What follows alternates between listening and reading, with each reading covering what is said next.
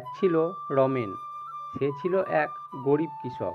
মাটির ঘরে থাকতো আর প্রতিদিন সকালে উঠে মাঠে কাজ করত। তার একটা ছোট্ট মেয়ে ছিল, নাম বিউটি। খুবই মিষ্টি আর দুষ্টু। বাবা, আমি বড় হয়ে ডাক্তার হব, তোমাকে আর কষ্ট করতে দেব না। তুই যদি বড় হয়ে ডাক্তার হোস তাহলে আমার সব কষ্ট চলে যাবে মা। কিন্তু গ্রামের অনেকে হাসতো, বলতো গরিবের মেয়ে নাকি আবার ডাক্তার হবে, আগে ভাত জোগাড় কর। রমেন কিচ্ছু বলে না, শুধু মন দিয়ে কাজ করে। সে জানে তার মেয়ে একদিন বড় হবেই। এক বছর বৃষ্টি এলো না, মাঠে ফসল শুকিয়ে গেল। অন্য চাষিরা হাল ছেড়ে দিল, কিন্তু রমেন না। রমেন মাথায় করে জল এনে জমিতে দেয়।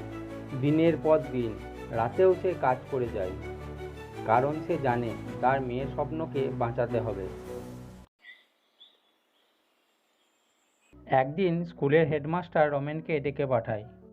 রমেন ভাই, বিউটি খুব ভালো ছাত্রী, আমরা ওকে শহরের স্কুলে ভর্তি করাবো, সব খরচ সরকার দেবে।